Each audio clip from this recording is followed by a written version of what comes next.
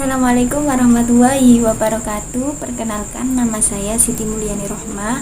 Saya di sini akan menggunakan media konvensional, media pembelajaran konvensional. Nah, di sini saya menggunakan nama Catur Berjalan. Saya akan menjelaskan sedikit nanti untuk teknis dari media pembelajaran ini. Murid-murid akan dibagi menjadi beberapa kelompok yang terdiri dari 3 orang. Nah, nanti murid-murid tersebut akan mencari sebuah buku fiksi maupun non-fiksi yang ada di perpustakaan sekolah, kemudian dibaca oleh setiap masing-masing kelompok. Kemudian saya juga sudah menyiapkan tutup botol, nanti bisa sesuai dengan keinginan dari pendidik, ingin tutup botolnya seperti apa, nanti bisa ada yang sedikit besar atau sedang. Saya memilih yang seperti ini karena ini digunakan sebagai contoh saja. Nah, untuk permainannya bisa dimulai dari sini, pojok sini maupun sini, atau sini, atau juga dari sini. Nanti setelah dibagi kelompok akan diundi siapa yang terlebih dahulu memulai permainan media pembelajaran konvensional Catur Berjalan ini. Semisal nanti dimulai dari sini. Nah, ini seharusnya cara penggunaannya itu di atas meja. Nanti bisa dilempar dari perwakilan kelompok.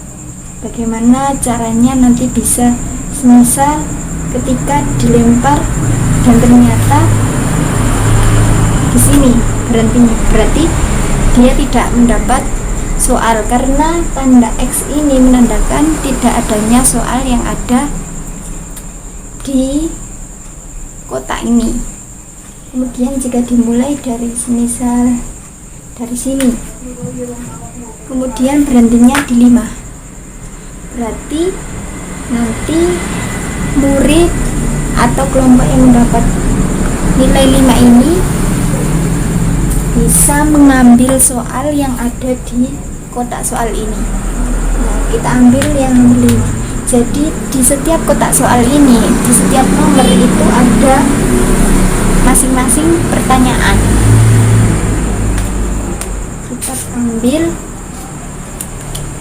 terus contoh saja, contoh soalnya itu apa judul dan tema buku fiksi atau non-fiksi yang telah kalian baca. Nah, nanti kelompok tersebut akan menjelaskan judul serta tema yang ada pada buku fiksi maupun non-fiksi yang telah dibaca oleh mereka. Nah, kemudian dari kelompok yang sudah mendapat ini bisa menjawab terlebih dahulu, kemudian dilanjutkan dengan kelompok yang lain. Misal nanti kelompok yang selanjutnya dimulai dari sini, boleh. Kok ternyata berhentinya di sini, berarti kelompok tersebut tidak mendapat soal, otomatis nilainya juga 0. Kemudian jika dimulai lagi dan ternyata berhenti di nomor 8 atau nomor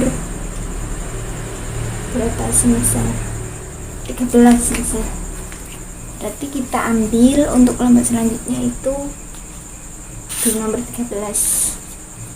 Itu soalnya informasi apa yang ingin disampaikan penulis pada buku non-fiksi atau fiksi yang telah kalian baca. Informasinya mengandung apa buku tersebut. Nah, nanti itu dijelaskan oleh siswa. Kemudian dari beberapa siswa yang sudah mendapat soal dan bisa menjawabnya, itu dipresentasikan di depan. Untuk buku fiksi maupun non-fiksi itu terserah dari mereka mau mengambil buku apa, karena dari saya tidak ingin ada kesamaan, jadi mereka memiliki pemikiran sesuai dengan pemahaman mereka. Jika nanti saya menentukan buku yang sama, takutnya akan terjadi pendapat yang sama. Nah, seperti itu. Dan dalam permainan ini saya menargetkan ada 2 kali putaran. Nah, nanti sebagai bahan penilaian, nanti saya nilai baik dari permainan ini maupun dari presentasi yang disampaikan oleh murid-murid terhadap pemahaman buku fiksi maupun non-fiksi yang telah dibaca oleh mereka. Kenapa saya menggunakan tutup botol ini? Karena menurut saya ini bisa mencapai semua kotak-kotak yang ada di media pembelajaran catur berjalan ini. Karena kalau misal menggunakan dadu itu menurut saya kurang efektif, karena dari kotak-kotaknya juga dan angka-angkanya itu diacak. Jadi kalau menggunakan ini, jika di atas meja itu nanti botol ini akan bisa ketika dipukul akan bisa berjalan dan berhenti sesuai dari tekanan yang dia dapat. Saya jelaskan lagi, untuk tanda XX ini itu menandakan tidak adanya soal yang ada pada kotak-kotak tersebut. Sedangkan untuk yang berangka-angka acak ini, dia memiliki soal-soal yang nanti disediakan di kotak soal dan bisa langsung diambil sesuai dengan nomor yang didapat di media catur berjalan ini. Jadi sebelum memulai menggunakan media pembelajaran ini, saya menyuruh siswa atau murid-murid terlebih dahulu mencari buku-buku, kemudian dibaca dan difahami. Setelah itu saya memberi waktu beberapa menit, kemudian baru kita mulai menggunakan media ini. Dan ketika ada salah satu kelompok yang sudah mendapatkan nomor dan soal tapi dia tidak bisa menjawab, maka untuk nilainya nanti akan diakumulasi di putaran yang kedua, atau soalnya nanti akan dikembalikan kembali ke kotak soal dan dilakukan putaran kedua.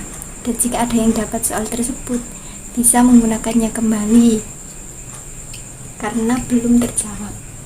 Dan untuk kelompok yang tidak bisa menjawab, maka nilainya 0. Itu tadi penjelasan sedikit mengenai media pembelajaran konvensional yang saya buat. Semoga dapat bermanfaat bagi kita semua, khususnya bagi calon pendidik maupun pendidik. Semoga video ini dapat bermanfaat.